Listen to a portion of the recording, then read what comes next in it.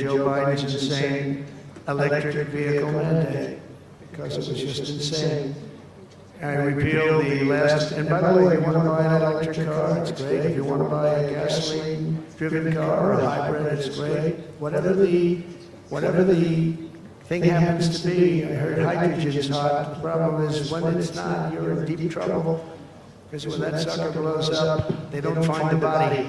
So that's one that I said, you know what, let's take a pass on that one. They said it's good, but when it's bad, it's really bad. You find the bodies on trees on the side of a tree. I said, I think we'll pass on that one. Right? We're not going to want that one. But you never know, maybe someday it'll be good, but it doesn't sound like it's off to a good start. I repeal the last administration's very destructive natural gas export ban. And last week we approved our first new liquefied natural gas export license, and we have literally hundreds of people that want to export. I recently met with the Japanese Prime Minister, Shiba, to discuss large increases in American oil and gas exports. They wanted so badly. They said we went to the Biden administration, they wouldn't sell it. They wouldn't sell it. Nobody knows why. Biden didn't know why either. They asked him, I don't know. You want to, they did? Oh, I didn't know that. But we're going to sell it. And the new project in Alaska is going to feed all of Asia. We're going to take care of all of Asia. We have so much oil and gas. Like very few people, like very few countries have, like really actually no country has. I also met with Prime Minister Modi of India, who wants to greatly expand India's purchase of American energy. And my administration has also launched the most aggressive deregulation program of any nation in history. Under my, went through that whole thing. It was higher than it was just prior to COVID coming in, which is a pretty amazing thing. But we did a great job on that, but it was a terrible thing for the world. The whole world suffered. It suffered terribly, including China, including other countries. It was a terrible period of time. But despite that, we did well. We had the greatest economy in the history of our country. And I think this time we're going to do even better. We were artificially hurt by COVID. We had to focus on that instead of focusing on, but just prior to COVID coming in, there's never been anything like what we did, what we achieved. And even after, we did very well, and especially considering what all of us had to do with COVID. Some nations were hit so badly, it's just unbelievable what happened to them. As part of our effort, I've signed executive orders to keep the United States at the forefront of artificial intelligence and to end Joe Biden's war on Bitcoin and crypto. We ended that war totally. That war is over. They were very hostile toward them until the very end, just because there's so many people on Bitcoin and crypto that just before the end, the SEC came out and they were being very nice. I was so nice to people because so many people were being indicted for no reason whatsoever. Very political group of people. All they did was they liked indicting people, but they were being indicted, and many of those indictments were dropped just before the election because they said, wait a minute, there's 100 million, 125 million people using this, and they didn't want to have, you know, all these people being voted against. But by the time they did that, it was too late. We had that vote entirely, I think. I think anybody smart that believed in that, and there were a lot of people believing it, anybody that was smart voted for Trump. And they pulled the indictments. So I see people that were indicted, they said, I saved your life. I saved your life. Because if they thought that, they actually thought that I was doing this, they said, why is Trump doing it? Is he doing it for political reasons? I don't do anything for political reasons. I do what's right. I do it. I want to be in the forefront of every industry. So I'll be working with the Republican Congress to pass the largest tax cuts in American history. And that includes, obviously, we have to extend the Trump tax cuts, which were, until now, the largest. We're going to dramatically cut taxes for families and for workers and for companies, including no tax on tips and hopefully no tax on Social Security and no tax on overtime. And that overtime one is a sleeper because I think a lot of people are going to be spurred on to do a lot of extra work when they hear that. A lot of companies really like it. A lot of people really like it. The new Trump tax cuts will also include 100% expensing for new factory construction in the United States and anything else that you're going to buy with capital. If you buy something that is going to be good for our country, we're going to let you expense it, 1 year expense. And I did that the first time, and everybody said, can you go back to that? Now you still get, I guess, 40% or whatever, but it, pares down. But we're going to bring that right up to the top level. I think that had a lot to do with the success that I had during my first term. I will substantially cut taxes for all domestic producers of oil and gas and just about everything else that they produce. In my first term, I brought the business tax down from around 40% to 21%, which everybody said was an impossible thing to do. I cut it from 40 to 50. Actually, was State said it was much higher than 40, but I got it down to 21%, and now I'm bringing it down to a goal of 15%, but only if you make your product in America. In other words, you're going to be at 21%, but if you make your product in America, you're going to go from 21 to 15. If you don't, you're going to be 21%, which is still lower than anything. So guys like Elon are going to come and make these great cars in the United States. So a lot of people will, a lot of people call, a lot of car companies are calling. They called me, three of the majors, they called and they said, we're looking all over the place, we want to be there. I'm going to be announcing tariffs on cars and semiconductors and chips and pharmaceuticals, drugs and pharmaceuticals and lumber probably and some other things over the next month or sooner. And it's going to have a big impact on America. We're bringing our businesses back. If they don't make their product in America, then they very simply they have to pay a tariff. But if they do make their product in America, they don't have to pay any tariff, which will bring. It's all going to bring trillions of dollars into our treasury, or it's going to mean that there won't be any taxes because we want to have a fair base. If they don't have it, we don't have it. If they don't pay, if they don't charge us, we don't charge them. It's pretty simple. The Republican Party is once again the party of common sense. We're a party of common sense. We want strong borders. We don't want men playing in women's sports. We don't want to have transgender for everybody. We're the party of common sense. That's how we won the election in such a big manner. We'll no longer allow other countries to ransack and plunder our nation. That's why I have announced that we will soon begin imposing reciprocal tariffs on any country that engages in unfair and unequal trading practices. If they tariff us, as I said, we will tariff them at the exact same rate. So a certain country, because some of these countries, even countries that I've already mentioned, are extremely aggressive with tariffs. Nobody knows that.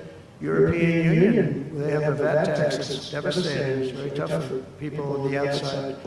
Hard to sell cars, really impossible to sell because they also have non-monetary tariffs that are very, very tough. But if you take a look at that, it's a very unfair situation. And the VAT tax is similar to the tariff. Around the world, I'm moving quickly to end wars, settle conflicts, and restore the planet to peace. I want peace, and I don't want to see everybody being killed. And you take a look at the death in the Middle East and the death that's taking place between Russia and Ukraine. It's been going on, and we're going to end it. There's no profit for anyone in having World War III, and you're not so far away from it. I'll tell you right now, you're not so far away. If we would have had this administration for another year, you would have been in World War III. Now it's not going to happen. In the Middle East, I've restored my policy of maximum pressure on Iran, designed to bring peace. And we designated the Houthis a terrorist organization, destroying shipping lanes all over the place, making it very hard for people to get their product delivered. Make it very difficult. We'll take care of that situation. And we've secured a ceasefire in Gaza. We're bringing in the hostages and we're bringing them home to their families. Some of them are in pretty bad shape, I have to tell you. To end the horrible war in Ukraine, I've spoken with President Putin and President Zelensky, and our teams began negotiations this week in Saudi Arabia. I want to thank Saudi Arabia for that. That was so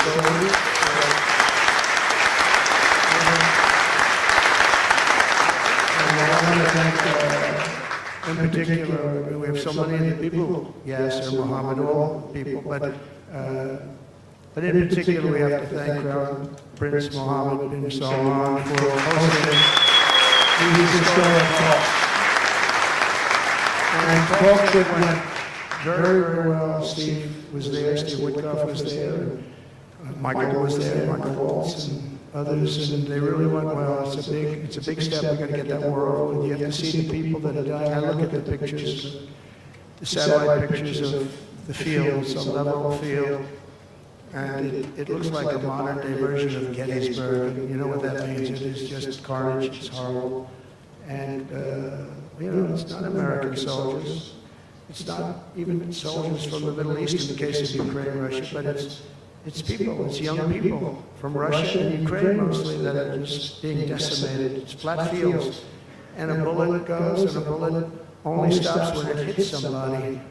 And the level of people being killed in that battle, soldiers, young soldiers, in some cases old soldiers, because they're running out of people, they're running out of soldiers, one case. But think of it, a modestly successful comedian. President Zelensky talked the United States of America into spending $350 billion to go into a war that basically couldn't be won, that never had to start and never would have started if I was president, not even a chance. And it didn't start for 4 years, never would have started. But a war that he, without the U.S. and Trump, will never be able to settle. They'll never settle that war without our involvement. That's why they did such a great job this weekend. That's why Saudi Arabia did such a great job this weekend in hosting. The United States has spent $200 billion more than Europe, and Europe's money is guaranteed. They get their money back. It's a form of loan. Nobody knows that. I know that. I said, why isn't somebody saying, we do it the same way? And we spend much more money. We have to equalize. But while the United States gets nothing back, so they get their money back, it's a loan. We just give our money. And we had a deal based on rare earth and things, but they broke that deal. But they broke it 2 years ago. We had a deal because they said, we're spending $350 billion, and Europe gets their money back in the form of a loan, and we don't. We're just giving the money hand over fist. That's the Biden administration for you. But they're no longer dealing with the same United States as they were dealing with a few months ago. Why didn't crooked Joe Biden demand equalization, and that this war is far more important to Europe than it is to us, and that is a very big, beautiful ocean of separation? It's just, we're helping Europe, we're trying to help Europe. On top of this, Zelensky admits that half of the money that we sent them is missing. They don't know where the money is. He said, well, we don't know where half of it is. That's great, wonderful. He refuses to have elections, slow, and the real Ukrainian poll. I mean, how can you be high with every city is being demolished? It's hard to be. Somebody said, oh, no, his polls are good. Give me a break. Every city is being demolished. They look like a demolition site, every single one of them. And the only thing he was really good at was playing Joe Biden like a fiddle. He played him like a fiddle. That's an expression we use, yes, to say that he's pretty easy, A dictator without elections. Zelensky better move fast, or he's not going to have a country left. Gotta move fast. That war is going in the wrong direction. In the meantime, we're successfully negotiating an end to the war with Russia. Something I'll admit that only Trump is going to be able to do with the Trump administration. We're going to be able to do it. I think Putin even admitted that. Biden never tried. Europe has failed to bring peace, and Zelensky probably wants to, maybe he wants to keep the gravy train going. I don't know what's the problem, but he hasn't been able. He's very upset that he wasn't invited. He could have come if he wanted to, but that he wasn't invited to Saudi Arabia. But he's been working for 3 years. There's never been even meetings or phone calls to stop this war. It's a horrible thing. I figure Russia's lost 900,000 soldiers. I think that Ukraine's lost probably 700,000.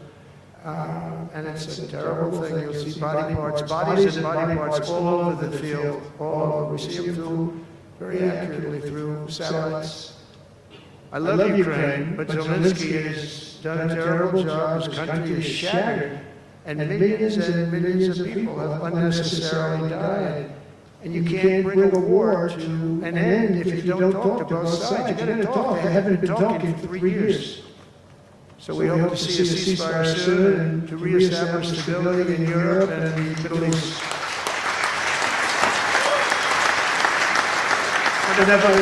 Thank you very much. As I've said before, it's my hope that my greatest legacy will be as a peacemaker and a unifier. That will be a great legacy. So in conclusion, the golden age of America is upon us, and I'm inviting everyone here today and every citizen across our land to take part in the most extraordinary period of peace, prosperity, growth, innovation, wealth creation, and expansion the world has ever seen. We're on our way. I mean, everyone's talking about us. 3 weeks, we're in there for a couple of days, more than 3 weeks, and everyone's talking about it. You have to see the crowds of people outside. It's pretty amazing what's happening. We're on the verge of soaring markets, surging incomes, booming production, groundbreaking technologies, thrilling discoveries, and a quantum leap in the quality of life.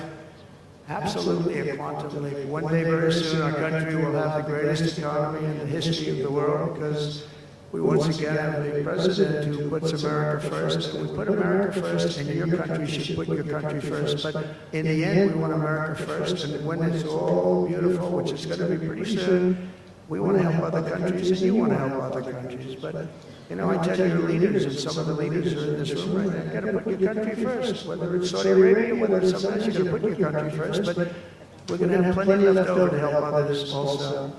As long as you invest in America, build in America, and hire in America, that means that I'm fighting for you. I am fighting very hard for you.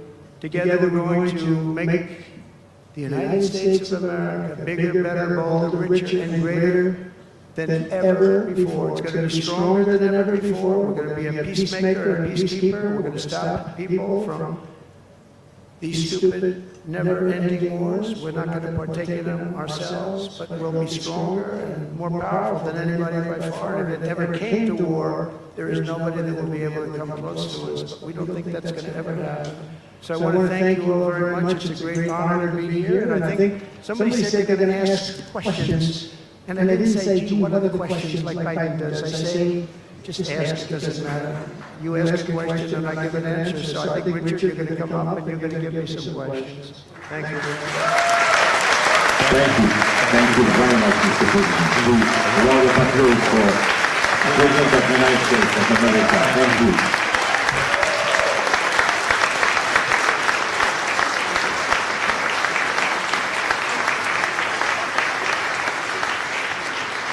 Mr. President, thank you for accepting to take a few questions. 20 years ago, I don't know if you will remember, we were under the same roof in Orlando when you were delivering an amazing speech in front of 3,000 sales reps, giving them the best advice to be successful. So, what is the best piece of advice that you have ever received? Well, I think it was watching my father. You know, my father was a very hard worker, and he just worked hard. And he was very smart. He had good genetics. His brother was the longest-serving professor in the history of MIT, Dr. John Trump. And my father was every bit as smart. But my father had to work. He was older, and he put his brother through school. In fact, he once said, boy, I put him through so much school. He had 3 different degrees. And they asked him to stay on at MIT, but my father was the same ilk. And I noticed that my father was a happy man. And what he did is he worked. He just worked all the time. He worked. And he loved it. And really, I think the best piece of advice I got from that is you have to love what you do. And if you love what you do, you're going to have a happy life. If you don't, I mean, I see so many people, they're in businesses that they don't want to be in. They're in businesses that, you know, they're bored in or they're not good at. They don't have a natural ability at it. There is such a thing as natural ability, whether it's sports or acting or anything else. I mean, some people have an ability for something. Try and find that ability, but you have to love what you do. If you love what you do, you're going to be, at least you have a good chance of being successful. Mr. President, it's almost time for an early dinner. So if you are throwing a dinner party and you can invite 3 fascinating guests, living or dead, who would you bring? Well, they're all sitting right in the front row. Yes, sir. Are you ready? Mohammed, are you ready? Steve, Rick Carlton. Oh, we have Mr.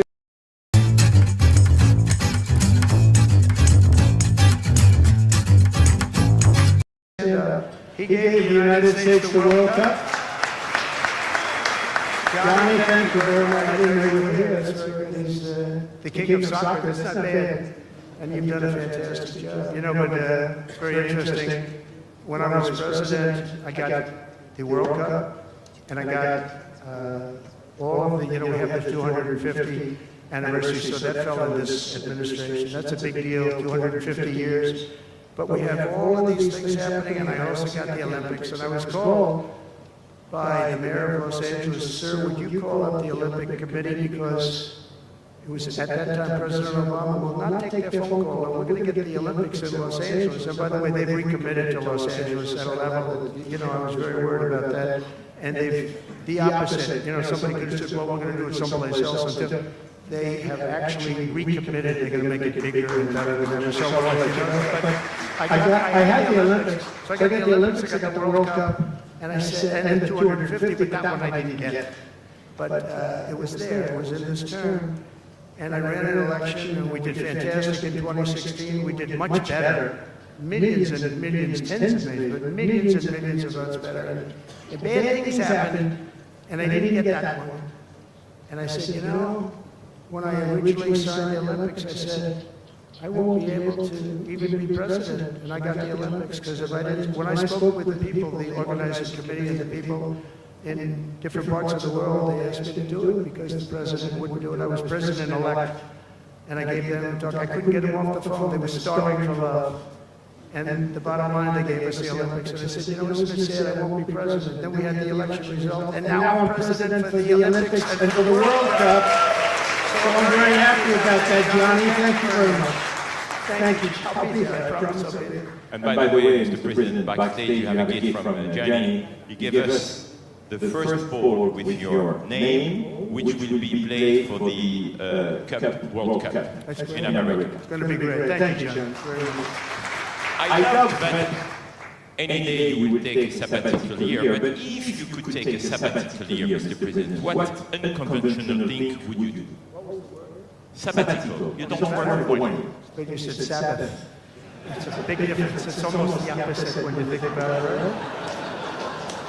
I think what I do is, look, what I'm doing now is the most exciting job in the world. It's a hard job, not an easy job. It's a nasty job. It could be a lot easier with, you know, I think that the news media has to straighten themselves out, because people are getting it, you know, they're losing tremendous popularity, and they've lost their prestige, and they've lost their credibility. And I think it's a very important thing, the news media, but I think they have to straighten themselves out, because the people are going around them now. They have so many different things, with like Elon with X, which was a big thing, and we have Truth, which has been fantastic, and we have so many other things that you don't really need traditional.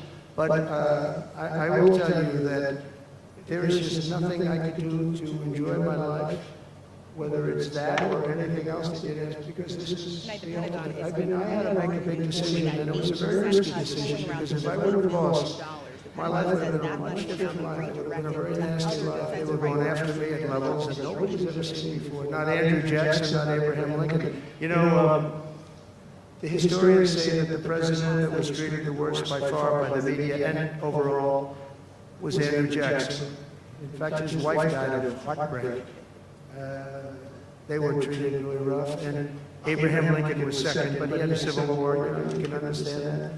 But nobody was treated like me, nobody.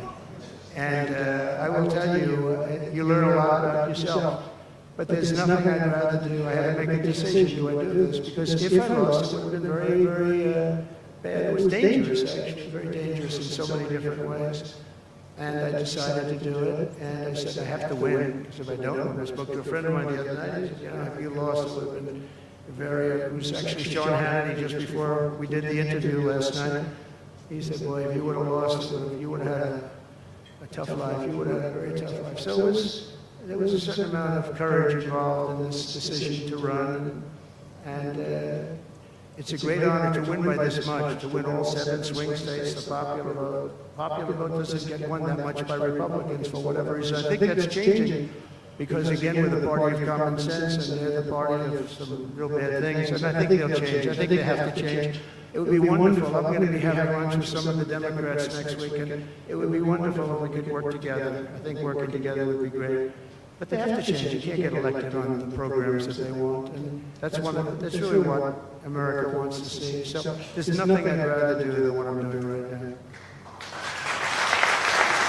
When we started this conference, Mr. President, when we started this conference, Yasser and I, his wife at the conference told us, I want that to be the place where people will come to understand where to invest in terms of geographies and sector.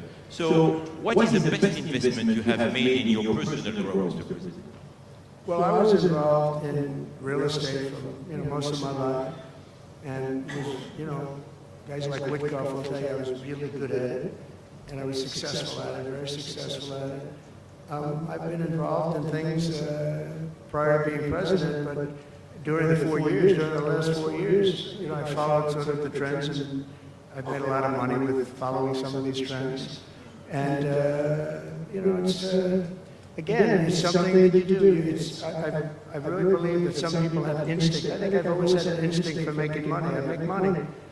And I went into show business. I had one of the most successful shows on television. I wrote books, and they were all bestsellers. Virtually every book was a big bestseller, some really big bestsellers. And so I don't know, it's whatever I do, I just want to make it successful. It's very important to me. There are many ways to make money. You can be in many different fields.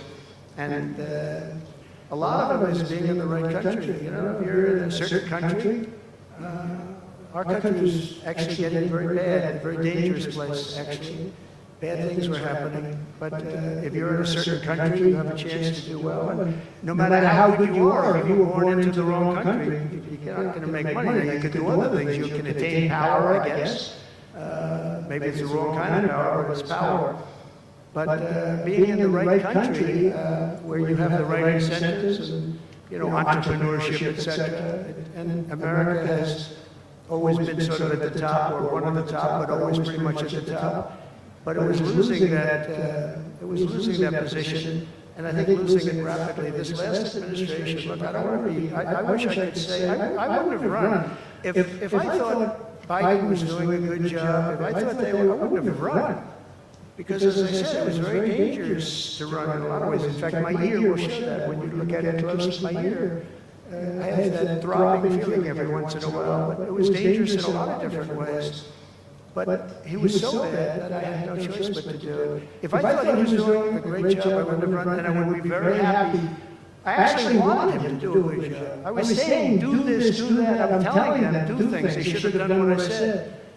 But I would have been very happy not to have run, and frankly to have seen somebody do a good job. But our country was going to hell, and I really sort of had to run. If you were a historical ruler, would you prefer to rule during war or peace? Well, I want to be, again, a peacemaker, and I want to keep us out of war, but sometimes to do that, you have to have a very strong country, you have to have a very strong military. And as I said, we have a much stronger military than anyone would know. We have the best equipment, and I bought a lot of it. I rebuilt our military in the first 4 years. I rebuilt it. We gave a lot of it away to Afghanistan, to the Taliban. Stupidly, but that's a very small amount. It was billions and billions, but it's still a very small amount relatively to what we built. But I largely rebuilt our military. Now I'm going to have to do it again because so much has been given away, so much has been treated so badly. But to keep peace, you really have. I have a thing: strength through, and I mean it. You really have it. You have strength, and you need the strength, but it's really peace through strength because. Without the strength, it's going to be very hard to have peace because you're going to be taken over, bad things are going to happen. So you really want to have peace through strength. And that's where I've done it. Having strength, having power in that sense to protect yourself and your people is a very important thing. Hopefully you don't have to use that power. I will tell you, I was dealing with President Putin very successfully on denuclearization. We were talking about it very seriously. And then COVID came and lots of things came, and we had also talked to China about it. Now, Russia and us have the biggest nuclear by far.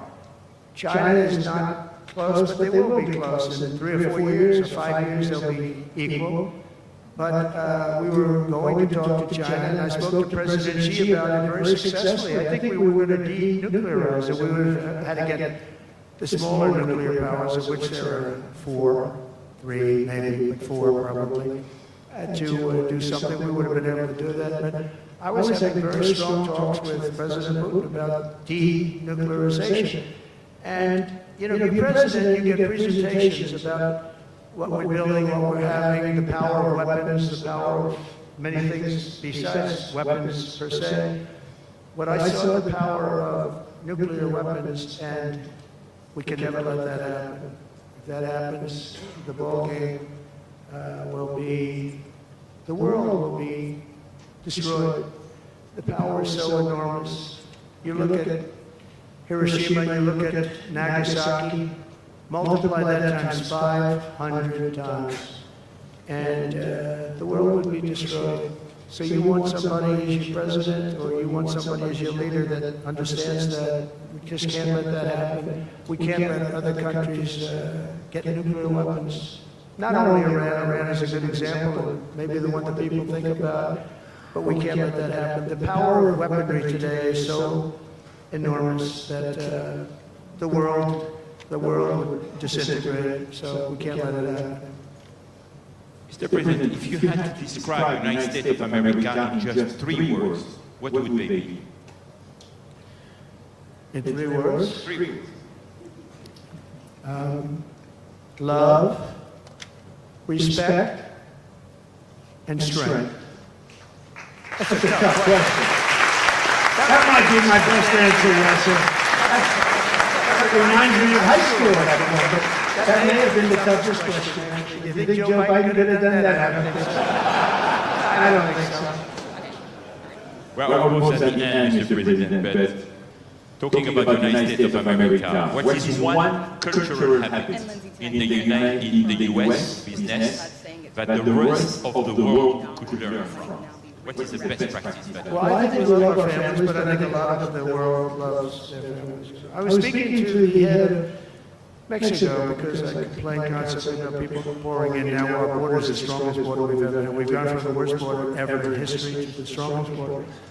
But I was speaking to the president of Mexico, a very wonderful woman actually, and I said, we're talking about drugs, you can't let people come through your country, come into the country. You know, it was not that nice, but they understood what I was saying.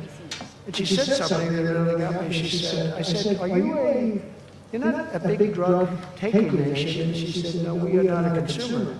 And I said, a consumer, what is, you know, an interesting word. We're not a consumer nation. We're not a consumer of drugs. I said, what an interesting, and why is that? She said, well, we have very strong family values. I said, but we do too. We do too. We have very strong. Our families are devastated by what's happening with fentanyl. And China will not be doing. We're going to make a deal with China. They were not letting that happen anymore. And I had a deal, by the way, before I left. I had a deal with President Xi where they were going to give the maximum penalty to anybody making fentanyl and sending it into the United States. And the maximum penalty is the death penalty, and it wouldn't stop. But when the election turned out to be a rigged election, but that's okay. When an election turned out to be, it was an election that shouldn't have happened. All the things that happened. I'll give you an example. We wouldn't have had October 7th, Israel attack. We wouldn't have had Ukraine and Russia fighting. We wouldn't have had inflation. We wouldn't have had all of these things that, you know, happened. But in speaking with her, she said about family values. I said, well, you're not really saying anything there because we have great families too. We have great family values.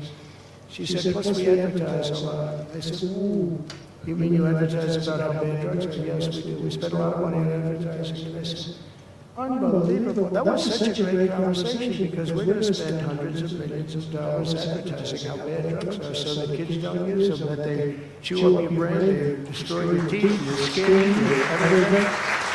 And I thank you for that. You know, I make so many calls and I never learn anything from anybody. I know everything and I never learn anything from anybody. And I spoke to this woman, as soon as she said it, she didn't have to say exactly what, I said, exactly, what a great idea.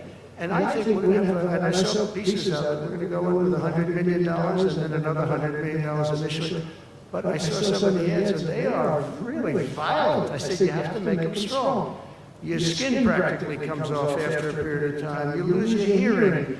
You lose your teeth. It is terrible. And we show this happening to people. And I think we're going to, you know, we did very well with, we had blue ribbon committees headed up by the First Lady of the United States and a lot of other people that, you know, they have no idea the viciousness of these cartels and these people. And they're smart, I mean, they're very smart, tough people, making a fortune, by the way, an absolute fortune. But we got it down 18%, which was a record. But 18% is not great when you think about it. I think we could get it down 50 or 55 or maybe even 60% with advertising. So she really gave me something. I was going to call her and tell her that she did, but now I don't have to call her because she's going to be seeing this right now. So to the President of Mexico, thank you very much, I appreciate it. But we're going to do a great advertising campaign saying how bad it is, how drugs are so bad for you. My last question, Mr. President. You have mentioned briefly in your speech about the legacy. What would you like your legacy to be, if you can tell us more about it? That I came into a country that was great, but is in trouble. And I made America great again, and I got it out of trouble, and people respect America now, and we were a country of peace, and we brought peace to the rest of the world.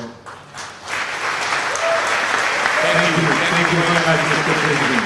Thank you very much, everyone.